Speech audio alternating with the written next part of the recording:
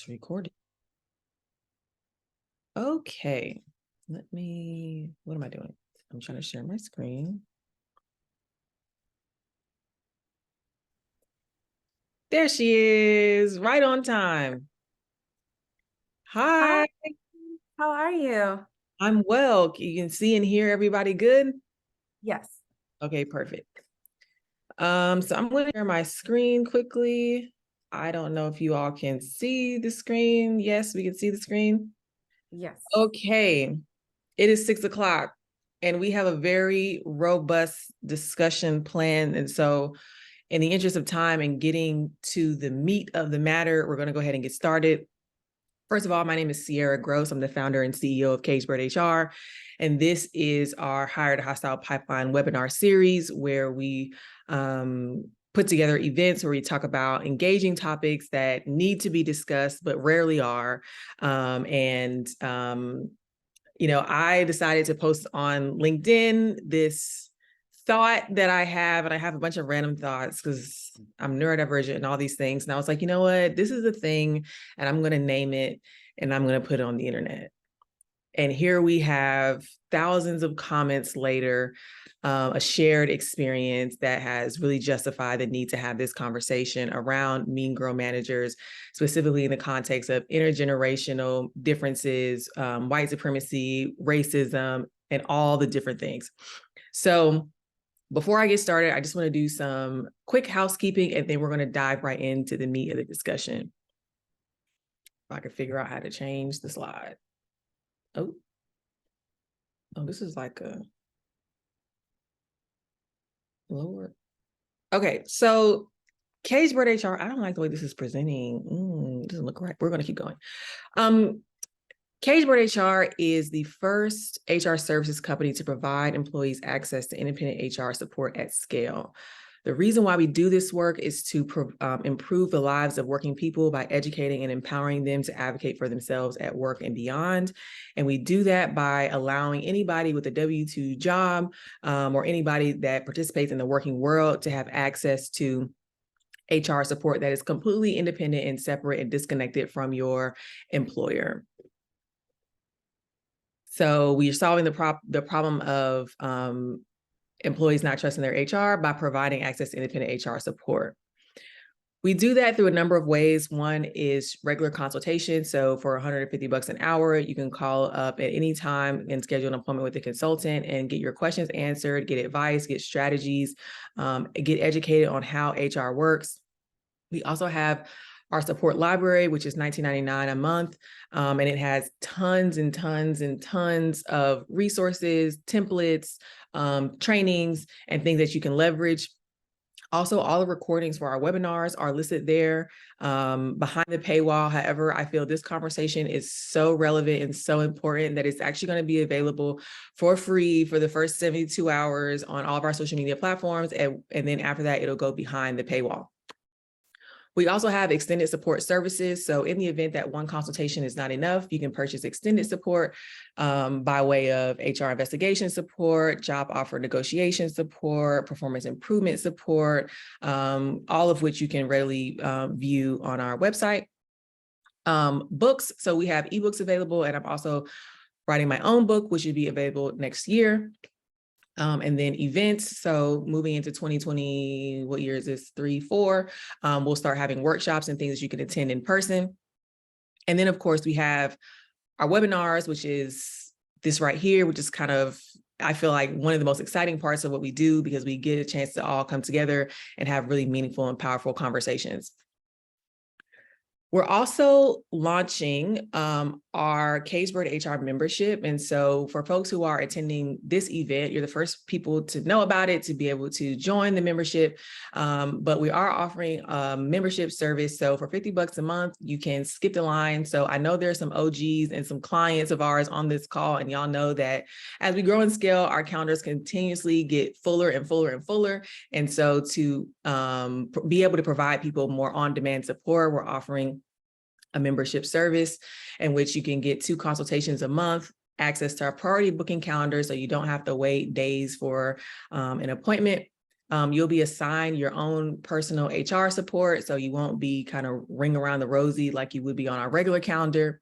There's also a discount that we'll provide you on extended services. You'll get first access to webinar registration so that you can make sure you get into the webinars because they're very popular. And then you'll also get complimentary access to our support library. So for people who are on this call only, you get a 1-week free trial. You can scan that QR code and sign up. And now we're going to get into the speakers, okay? Because when I say we have the girls, okay, we have the people that we need to have, and I want you to know who they are. First of all, we're going to start with Janice. Honey, if you don't know who Janice is, just search her, Google her, okay? Janice is the girl. She is the founder of BWG Business Solutions, an award-winning DEI consultant who helps organizations create cultures built on equity. She's worked with everybody who's anybody, Google, Amazon, Yale, you name it, she's worked with them. She's a senior contributor to Forbes. She's authored almost 400 articles. She's a Harvard Business Review contributor. I mean, Janice is just that girl, and she is going to bring such a honest and refreshing perspective to this conversation by way of DEI and how this conversation plays directly into the role of DEI in the workplace. And then we have Dr. Shauna, and we're gonna start putting respect on people's names, okay? So it's Dr. Janice and it's Dr. Shauna, okay? Dr. Shauna is the Senior Vice President of the National Black Child Development Institute. She's a researcher, a policy activist, and a philanthropist, and philanthro advocate, and a thought leader in Black humanity, Black humanity, by way of designated expertise in the decolonization and rehumanization of Black citizens throughout the Global South. She was previously appointed Chief of Racial Equity Strategy at the Associated Black Charities Foundation, which is committed to closing the racial wealth gap in the United States. And she's done a lot of other stuff. I'm going to send all this information out, but the point is she's written books on this very topic, which will be sent out later if you want to continue your own education. But if there was anybody who should be having this conversation, it is Dr. Shauna and Dr. Janice. So I just want to quickly, before we get into the meat and bones of it, I just want to acknowledge the fact that this is a conversation that's ultimately about harm and is about trauma. It will go to a positive place of how we can do better as a community and a culture. But I do want to just give you all permission, not that you need it, but to honor yourselves and your need for psychological safety. And so as we delve into these conversations, if you feel yourself, being triggered or having flashbacks or simply just needing to disconnect, you can feel free to mute. If you want to leave, you can leave. I cannot guarantee you'll get back in because almost 550 people have RSVP'd. And so I would just recommend that you mute yourself if you need to take a break from the subject matter. And so with that, we are going to jump right in. So when I posted this on the internet, the response was immediate. Some of it was good, some of it was bad, right? But most of it was people trying to rationalize how we get to the point where so many of us have had negative experiences with other women and other Black women, other women of color in the workplace, right? And as an aside, I want to just take a minute to say, I'm going to speak in the context of Black women. If you're listening and you're not a part of that community, feel free to translate that into whatever it means for you. But for the purposes and context of the conversation, I'm just going to refer directly to Black women. And so there were a lot of themes in the comments, okay? It's jealousy, it's white supremacy, it's assimilation, it's territorial behavior that's driven by capitalism, it's generational differences, it's unhealed trauma of a variety of sorts, it's the sunken place, it's the patriarchy and the pressures of women to assimilate to masculinity to be successful. And that becomes a territorial dominating kind of behavior that we see sometimes from fellow women in the workplace. Failed DEI. Janice, I know you got a lot to say about that. So why is it that after all these years of DEI, we still have not made meaningful progress in this specific area that is so impactful to women of color, and Black women in the workplace? And so, Dr. Shauna, I just want to start with you, right? Because I want to honor those who have come before us and the context in which they have participated in the working world, right? And I want to honor the ways in which they had to show up as a means of survival that may still have debris lingering in the working world today. So I just want to start there and get your thoughts on kind of this evolution of how we even got to this place where so many of us are having the shared experience. Thank you, Sierra, and thank you for having me. I think this is a great question, and this is where I'll start, is the presence of Black women in a corporate space is already a protest. There's a fugitivity involved in our presence, period. And so when you're talking about traversing that space through different time periods that have been really inhospitable to our just presence and being and ability to be alive, let alone be gainfully employed and kind of working shoulder to shoulder with people who have been entrenched in the white supremacy of this nation. There is a certain victimhood that just has always been a part of us being in a working space. And I think that part of what's less understood about white supremacy is that there's a sort of psychic self-mutilation that happens when you're fighting for survival in a white supremacist space, because there's a bargain there. If you will contort yourself, if you will become less Black, if you will sort of kind of make yourself different from your people and kind of engage in like harmful dialogue and propaganda about your people, if you will engage like that, you will be trusted. And if you do enough of that, then you can have a sort of proximity to whiteness so that you actually start to gain some of the privileges of whiteness that are not otherwise available to you. And so that cutting away of the self is a violence that you then visit on other people. And then I'd like to say that you mentioned this intergenerational piece, right? We all typically engage in this myth of just work harder. Right? If I go there, I know that other people have struggled, but if I go there and I work hard enough, then I myself, I'm going to be able to surpass what other people are able to do, because I genuinely believe that if I just work hard enough, there will be validation for me. But invalidation is a tool of white supremacy, right? And eventually you come to understand that it actually never mattered how much you worked. You're never going to get to the place where you want to go, because the resistance that you're facing isn't about a lack of capacity. It isn't about a lack of willingness. It isn't about a lack of stick-to-itiveness. None of those things are the case. You are a Black woman in a place where people don't think that you belong. And that's the resistance that you're facing. And so when you're talking about people who have engaged with this myth of it's going to get better if I just work harder, for generations, decades of their lives have been spent at this at the altar of this belief that if I can just strip off just enough of myself, and if I can just work just hard enough, then I am going to finally be actualized and accepted. Then I'm going to receive my due. I'm going to be paid my due. I'm going to be treated as a full human being. By the time people get to the point that they recognize that that was just a myth, you're talking about a level of complex PTSD and trauma, and literally an inability to ever come home to yourself, because you've taken away so many pieces that you're not there anymore. You yourself are just mimicking, aping the oppressor who is harmful to you, and you have paid a price, a hefty price of breaking off critical relationships in order to pursue this thing, the promise of a better life, the promise of upward mobility, the promise of breaking generational, like in areas of like lack of access. You've given everything and it hasn't worked out. And so when you're talking about like, well, how come it's not working out? There needs to be an appreciation for the complexity of what has happened to the generations that went before us into places where they were not accepted. When they trailblazed and they pioneered, there were things that happened to them there.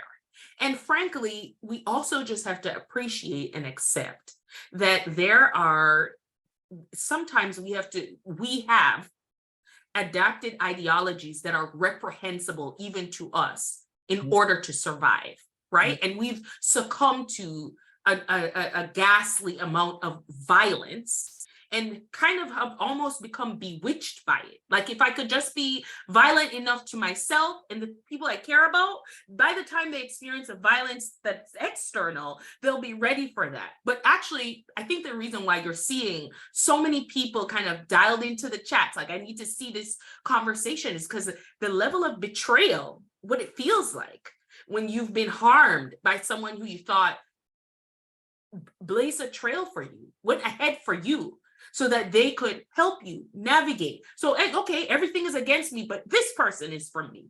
And then finding out that that person has been in the dust of white supremacy all that time, inhaling it, exhaling it, believing myths, and making these compromises and exchanges, that they themselves are not safe for themselves or for you anymore. And there's just a lot of nuance to the conversation that makes it a really challenging one to have, but one that is very necessary to have. Because in the end, something has to be done on behalf of the people who it's always okay to harm. And that's Black younger women, it's okay to harm us. Who's coming to get you? Who's coming to defend you? Who's going to be held accountable for what they do to you? Unfortunately, people who have been steeped in the system, even other Black women, no, nobody's coming. And so I think it's really important to have this conversation, because we have to come for ourselves and have a conversation about, what do we owe to these institutions? What do we even owe to the sacrifices that were made by people who went before us and were harmed? And what do we owe to ourselves? Is the offering plate going around? Because Don't do that. that was just the first question. The first question. Okay. There was a lot there. Okay. That was a lot. And wow. This is going to be a transformative conversation. And I hope that as many people get to view it as humanly possible. So I want to stop at the racism, right? And then Janice, I want to ask you about, what role does DEI play, corporate DEI play, in addressing kind of this internalized bit of racism that Dr. Shauna just talked about, right? Because this is something that, like, corporate DEI, it's the party planning organization, if you ask me. Okay. And we don't really get down into the granular issues that would really make material differences. Like, I don't understand why this is a conversation I'm having. Why is this a conversation that's not been happening within the walls of an institution, right? But I'm glad that we have this ability to have this conversation regardless. But I want to understand, like, what role does DEI play in that? But before we go there, Janice, I want to ask you, Dr. Sharma, it feels confusing to me that we're talking about racism amongst a dynamic that is Black, right? Everybody is Black women, right? So how can you help me understand, because I'm learning just like everybody else on the call, help me understand how that could be possible? Yeah, absolutely. I am a decolonial scholar, and basically when people think about colonization, they're like, oh, you go to another land that's not yours, and you take that land and you call it your own land. But the theory of colonization goes way deeper than land and actually ends in the colonization of the mind. So if I can go into your mind and deposit an ideology there, and I can make you subject to that ideology in your own subjectivity, then I have captured your mind and I have made you into a mimicking of me. And you will ape me and mimic me and never achieve full humanity, because you abandoned that, because your mind was captured and it now belongs to someone else. So your mind itself no longer serves you. And what I would say is that's like a really theoretical way to approach it. But I want to appreciate what you're saying. Like, we're just trying to learn. We're not trying to, go back to school. Okay. So this is what I would say about that. I know for me, okay, I was like, I'm going to go to school. I'm going to achieve in school. I'm going to get the best grades that I can, and I'm going to push myself as hard as I can to get what I need, right? So I have this internal voice that has those commitments. You're going to go really far, you're going to work really hard. Nothing wrong with that. Yeah. But what happens is my social location, right, as a Black woman, is you're not going to be the person in the classroom that people think is smart. And that internal voice now hears that and is like, okay, you're not going to be seen as a smart one. So now you don't do 10%, you do 20, you do 200%. All of a sudden, this internal voice, it's almost turned against me, right? It's willing to be harsh and brittle and abusive to me so that I can achieve this goal that may be outside of my control and may not be something that I am capable of achieving. It may never be of access to me. But because the voice inside of my head can be abusive to me, and because that might become normative, I might believe like, you know what? It's not the nicest thing, but it's gotten me into these different places. It's gotten me to accomplish things that other people are like, how did you accomplish that? I now trust that voice. I believe that voice. So when it's horrible to me, it feels like normal, feels like kind of good, like, you know, like the ideology that like I hit my children because I love them. And the thing is, when I show them love through hitting them, then they learn. And it's kind of divorced of the idea that, well, we were beaten. That's where that really came from, right? That's why it's so familiar. But it's close enough to feel like a nice nostalgic memory. Like I really know I was loved because of how much I was beaten. My parents really beat me because they were like, you got to get this right. And I'm not making a comment on that. I'm saying uninterrogated, we can just acknowledge that we have decided that harm and violence means love. And so if I think it's really normal in my own mind to be like, oh, I feel sick, I can't do this, but no, you can do it. And everybody else can do it when they're feeling sick. So you better find a way because nobody's going to believe in you if you don't get it done. Then it's really easy for me to visit that harm on somebody else who looks like me. Because I believe that it's necessary to treat myself poorly in order to like navigate my life from my social location. So I no longer see myself as I am. I see myself as I imagine I am seen by white gaze. And now I start policing other people based on how they are seen by white gaze. Like, no, you can't afford to be human. You need to be great.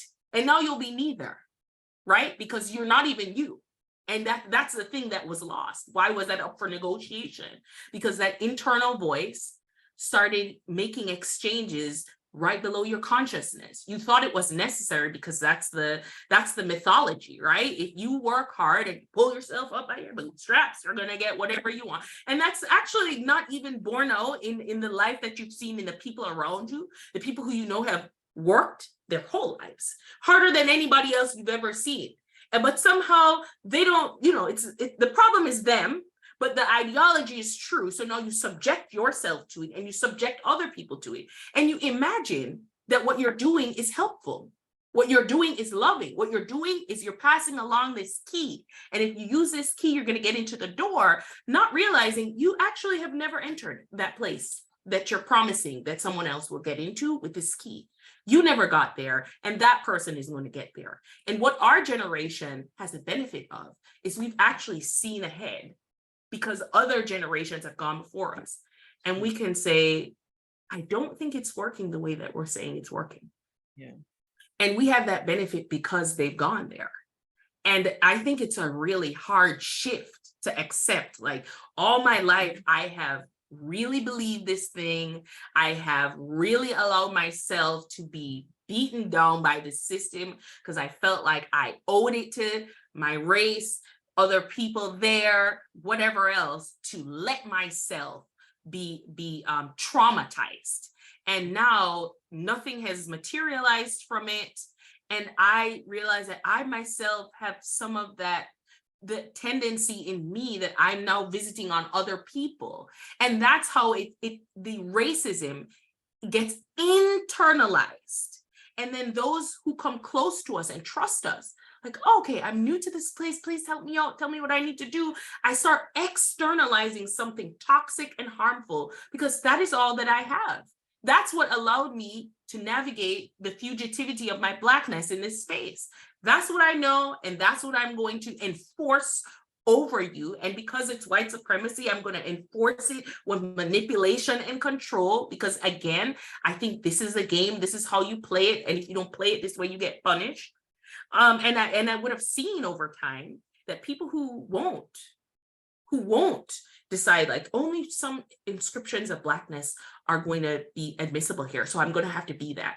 People who are like, nah, I won't do it. I won't be that Black person. I'm going to be the Black person that I am. You've seen them get the punishment for that. You've seen that sociologically, they don't have the same levels of access. So you start to really believe that that is true, and it's only true to a point. You never actually get to the place where you're trying to get to. And I think that's what ends up like leaving us in different places generationally, is one generation didn't have the benefit of foresight. They didn't get to see other people go before them. So they were just pioneering and believing they were going to get there. And then we are able to look over and be like, you didn't get there. And wherever you got to, I don't want to go. And that's heartbreaking, because if you gave it all so you could open the way for someone to come, and they're like, and it's a pass for me. It's a pass for me. And actually you are problematic, then it's a crushing situation. It's like a complete deflation, like it never mattered. And so I think there are a number of things kind of happening at the same time. This makes perfect sense. So one of the things I was thinking about as I was reading through the thousands of comments across all social media is that some people really believe that this was helpful. Like, oh, it's tough love, we went through it. And it's like, okay, well, girl, I don't want to be subjected to that just because you went through it, right? And so that makes perfect sense, right? This is your mind really believing these ideologies and beliefs that white supremacy imposes on you. And because you look around and see the people who opt out of it are isolated, you say, oh, well, that's not what I want to do. I'm shook. This is a lot. So Janice, I want to come to you, because I have really strong feelings about corporate DEI. I would rather sweep the beach with a fine-tooth comb before I participated in it. That's just my personal opinion. But I want to understand from you as a DEI expert, and just acknowledging that I'm not a DEI expert, I'm a human resources professional. There's a language and a posturing that comes with DEI that the industry does not even acknowledge, which is a part of the problem. What do you think is corporate DEI's role in addressing, fixing, helping to heal this dynamic, right? Because I think when we talk about corporate DEI, in my mind, it's always like, the ingredients is diversity and the cake is inclusion. And then let's all get together for Black History Month. So I'm curious to hear from you, just like your general thoughts on what is corporate America's role, if any, in solving this problem and making it better? Yeah, that's a great question. And I do think you play a pivotal role as an HR person. I don't call myself a DEI expert because I do think that we're all sort of experts in our own experiences. But I would say that the way that I believe that corporate DEI should operate is, and what I center my work around is prioritizing the most harmed employees. So I think that when we operate from that mindset, when we look at who is the most disadvantaged in our workplaces and in what ways do they require supports, then creating programs and systems around those individuals will benefit and help everyone. And I think that many of us can agree that when you look at the ways that the systems and structures impact different employees, Black women in particular are some of the most marginalized populations in the workplace.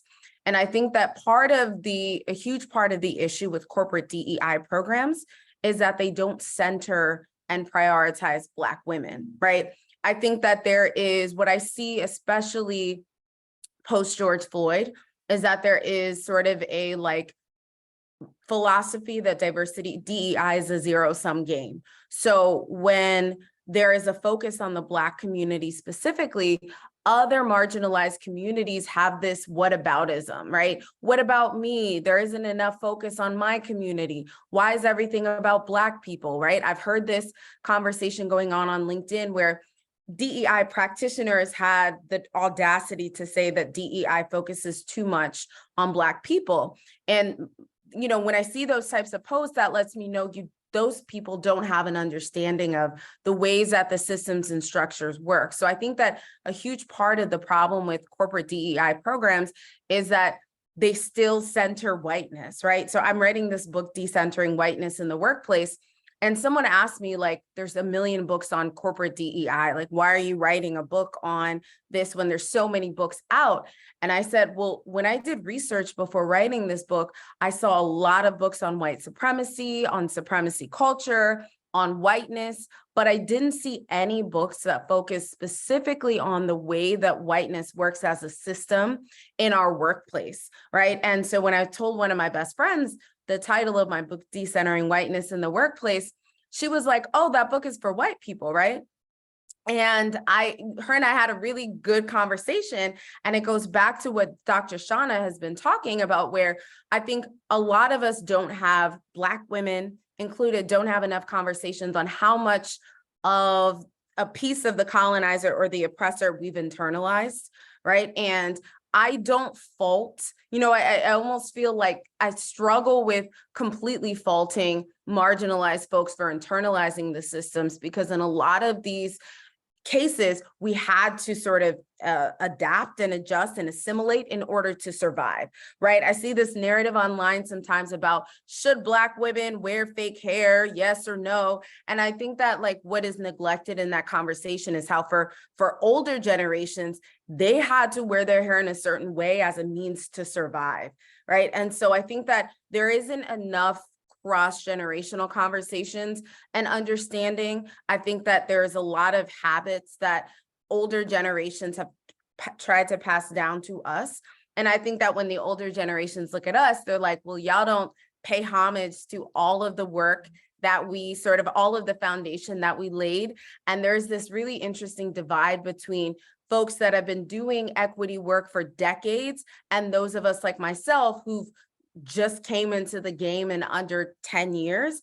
And so I see this narrative where it's like, well, y'all's ways aren't working. That's why we're in the situation we're in now. And I see the older generation saying, well, we're not new to this, we're true to this. So I think that there isn't enough of these types of conversations happening where we can acknowledge and have like really honest conversations with ourselves and say, what pieces of the oppressor have we internalized? Have I personally internalized? In what ways am I centering whiteness, and do I continue to center whiteness? And how can I start to work to decenter whiteness? For me, one of the ways was through my hair, right? Years ago, I never wore my hair in more natural Afrocentric hairstyles. I felt like I had to perm my hair, I had to relax my hair, because I never saw anyone with 4C hair on TV, right? All of the people that I saw growing up, the Beyoncés and all of those people, never had hair that looked like me. So part of me felt like if I wanted access, I had to look a certain way. I had to assimilate, right? And how is that going to show up now when there's younger people coming in who are asking me for advice? What should I do? How do I navigate these environments?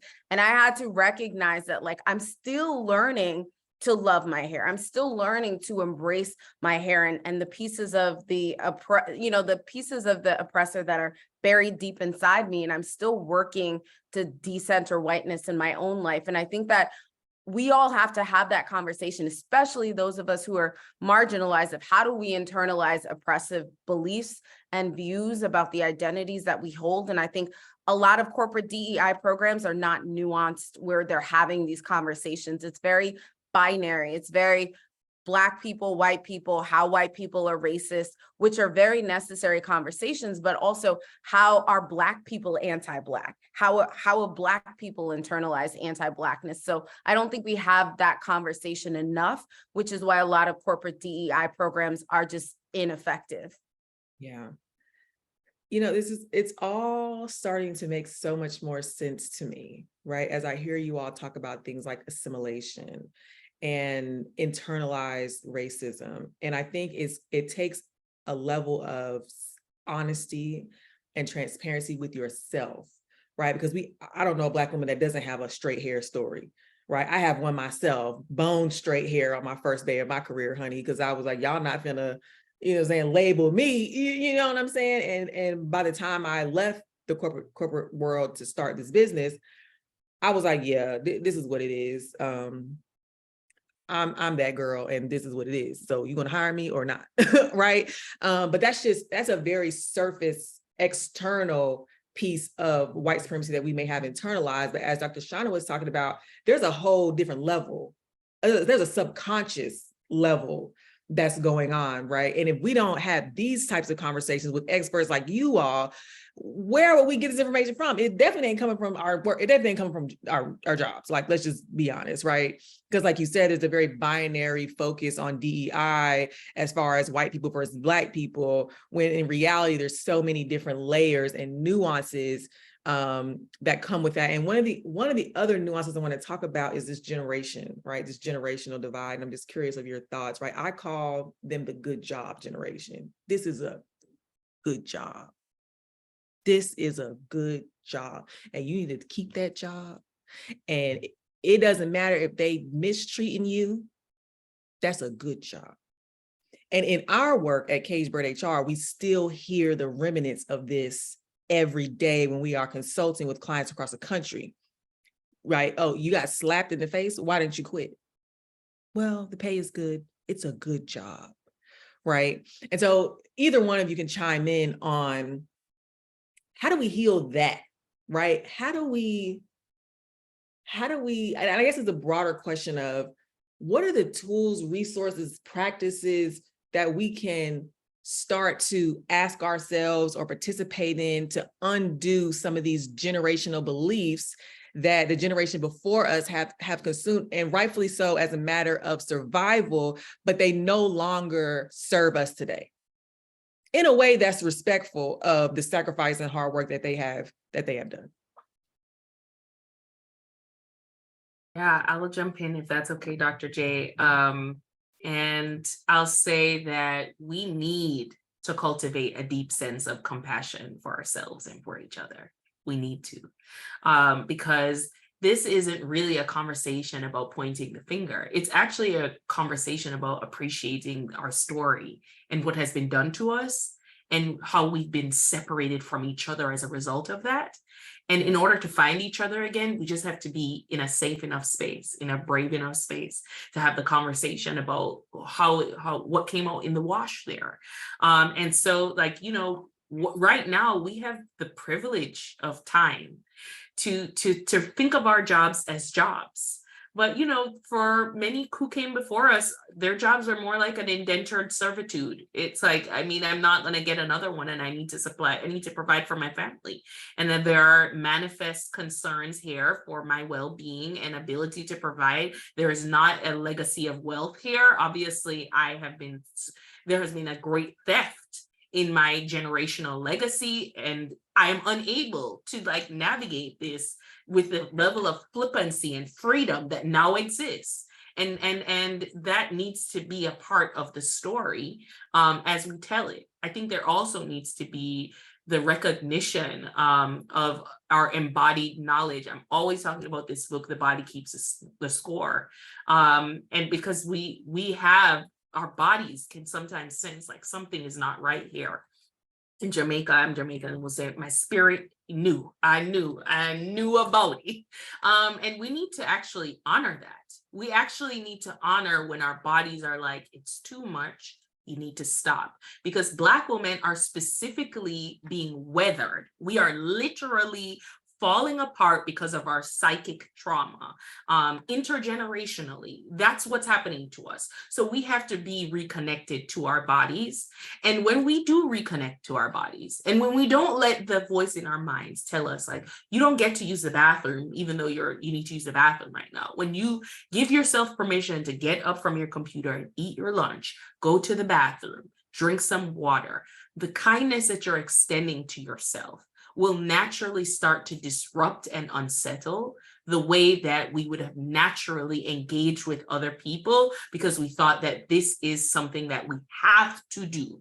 And we're not like thinking beings who feel things. We are feeling beings who are able to think, and we are completely oppressed in our feelings. Like, we are assailed all the time by messaging and experiences that basically tell us that we are not human beings. And if we are ourselves authentically, then that is so reprehensible and vulgar that nobody wants us around. Literally, if your hair just grows out of your head the way that it came, the way you came, that in itself is an affront to society. That's how much resistance we're up against. And so at some point, we have to stop and decide we are no longer ingesting harmful ideologies that only serve to destroy us. We have to decide, okay, I need to know what has happened to me.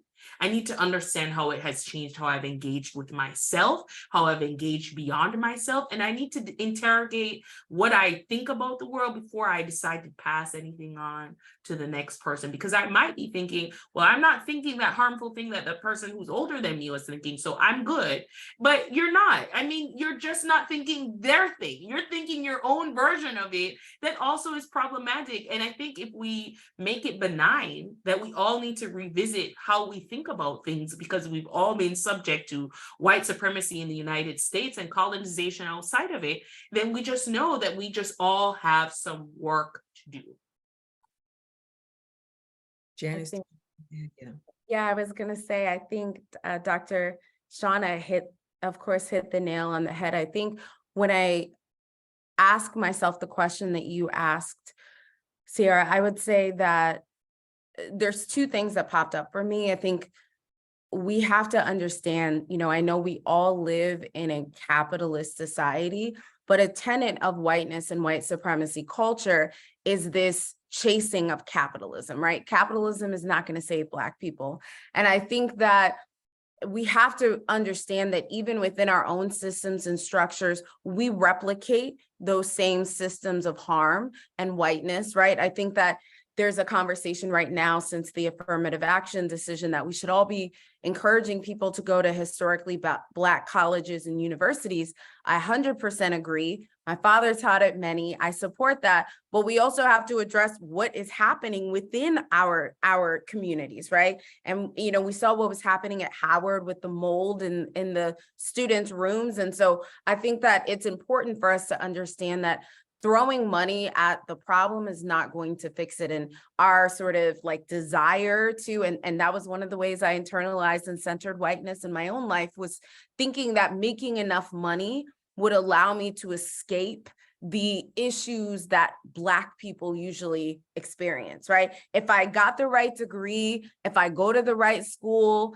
if I live in the right neighborhood, if I do all of these things, then I'm not going to experience racism. I'm not going to experience anti-Blackness. And so I had to come to that realization at some point where I'm like, no matter how much money you make, Oprah is racially profiled, right? We see this happening so many times. So I think us as a community, like Dr. Shauna said, willing to divorce ourselves from these systems and not buying into that, not buying into hustle culture and grind culture and this whole rest is resistance movement that Trisha Hershey is pushing, where we're really encouraging Black women and other women of color to rest and to really prioritize our well-being is so important. And I think when we ask ourselves what it will take for us to heal, it's so important for us to remember that healing happens often in community. So being part of communities where, for me, my community is who holds me accountable. My community is also those who tell me, Janice, you need to rest. You've been doing this, you've been doing that. You need to, like the earth is round, none of us will fall off. I'm not in competition with any other person, right? So when I get DMs from especially young Black women who are like, I just started my DEI journey, can you help me? If I have the capacity, if I'm able to, if I see their message, I will send anyone any help, because I'm not in competition with any other person. I think we should stop adopting the scarcity mindset. And that's what we see a lot in corporate, where we're like, oh, well, if there's already one of us here, they're not going to have two of us. We can't have multiple people, Black people in this position thriving. So I think understanding and recognizing that so much healing can come from our community. So really cultivating a community of people that nourish us and bring us joy, and also recognizing the ways that our chasing of capitalism is actually harming us and contributing to violent systems. Yeah. I'm not gonna lie, y'all are reading me to filth, okay? As somebody who is hyper ambitious, and at one point was the girl who was chasing the coin, I don't do that anymore. But that resonates with me very well, moving around all across the country and all these random places, Wyoming, here, there, and everywhere, really, really, truly convincing myself that if I could just get to this elite level of society, that I would not suffer in the way that members of my own family, because to be clear, I come from the ghetto, okay? I have family members on all types of government aid, right? It would keep me from the type of life that I saw with my own eyes growing up. I now know better, right? I now know, like, now that I have the money, it's like, okay, well, shit, what was that really for? Because I'm still trying to figure out, okay, how can I disconnect from these beliefs that nobody taught me, right? Nobody sat down and said, like, if you make a lot of money, you'll be protected, right? But society taught me that, and to Dr. Shauna's first point, is that we see the people who opt out and how they're treated. And we're like, ooh, so then maybe I should do something different. Right. And so this is just y'all are just dragging me. And I love that for me, because I also want to acknowledge the privilege in this conversation, right? So we talk about thinking and thought and rest. That's a privilege, right? To disconnect from capitalism, you have to have time to think, and you have to have time to create, because creation is what's going to get you off of the wheel. But so many of us, especially African-American women, women of color, for all the reasons, right? Jim Crow, slavery, the war on drugs, removing the Black man from the house, right? We don't have that privilege to rest and to think and to create, right? And as weird as it sounds, because I had morphed myself into what I needed to be successful in corporate America and to get the financial security to be able to rest, that it is now that I have come to this understanding that this is not sustainable, for one, and two, to be able to create a space to bring us together to have this conversation. And so while we're on the conversation of privilege, I just want to ask, what are your thoughts, right? Or how can we repair this harm that's been done? And speaking specifically to people who don't have the privilege of rest and peace and time to think and just exist and, be on the self-care wave that we're all, a part of, like, I'm gonna get my facials once a month, I'm gonna do this, I'm gonna do that, right? And just have time to decompress and really think deeply, because I can tell you right now, the people that's working down at the Winn-Dixie, they're not thinking about, internalized racism. They're trying to figure out, okay, if I work 40 hours this week, is that going to get me enough to pay my rent? Right. And I want to acknowledge and bring life to that, because I think it's so easy for us sometimes with our education and our degrees to get on these, platforms, like, yeah, just, think about it, rest, get a facial, and then boop, it'll all be solved, right? But there's really deep work that has to be done that everybody doesn't have access to the space to be able to engage with. So Dr. Shauna, I'll start with you. Yeah, I think that's a great question. And this is a really practical solution that I think everyone can apply. Everyone should have a pre-established threshold for harm, after which that's that. That needs to be decided ahead of time, because our bodies are subjected to complex trauma. And what happens is we don't always know when we're reaching that fever pitch. And when we do, it's not just a frivolity of like, oh, I don't feel so good and I'm mentally not, people tend to like dismiss that, like, I don't have time to think about my mental health. But what's happening is our bodies are actually, they stop working. And then we physically wouldn't be able to continue. And so I think that information just needs to be understood, is that there needs to be a threshold that you agree on. Beyond this point, I will not abide that, because I will not allow myself to be killed by the white supremacy of this nation by virtue of this institution in capital America.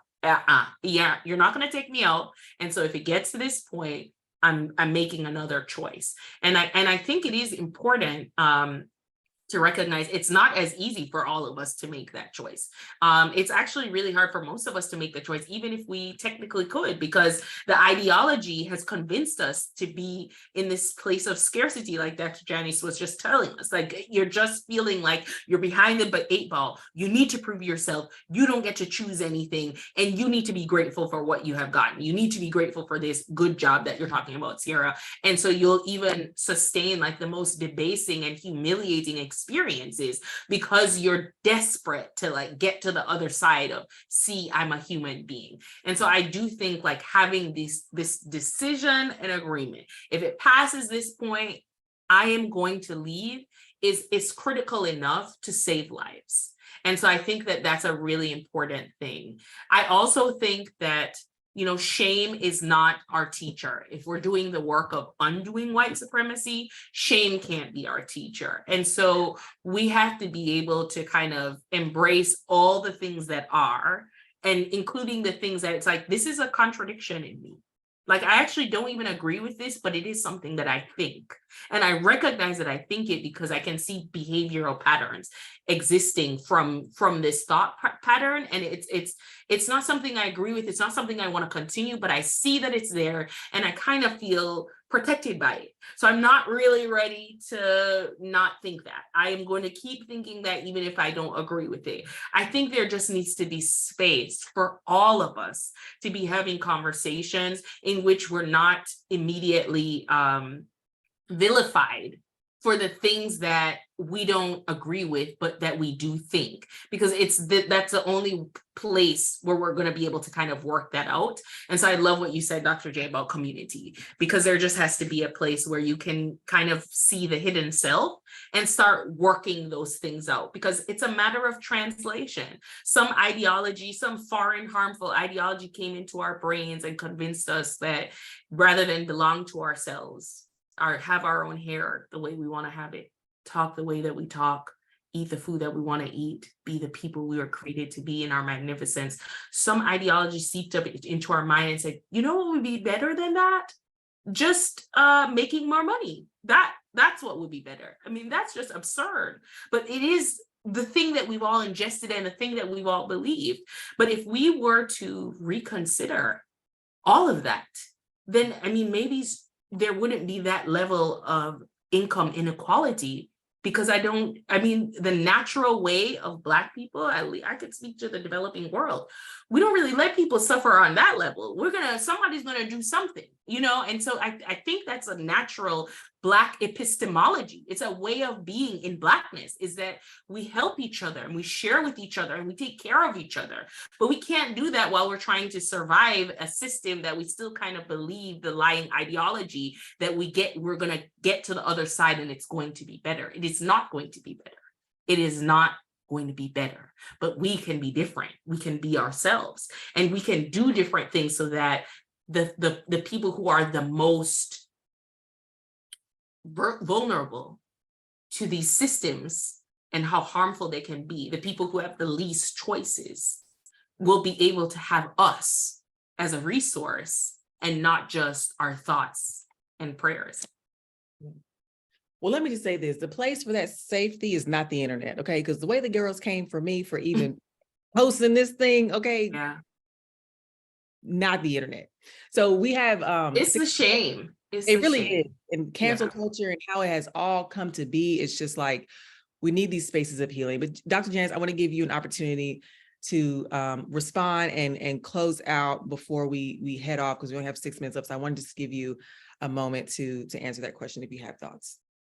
Yeah, I think it's such a good question, because it's easy to get caught up in, we are sitting here as a privileged group of women and people who have the means to go on vacation and take time off and tap into our creativity and what makes us feel most creative.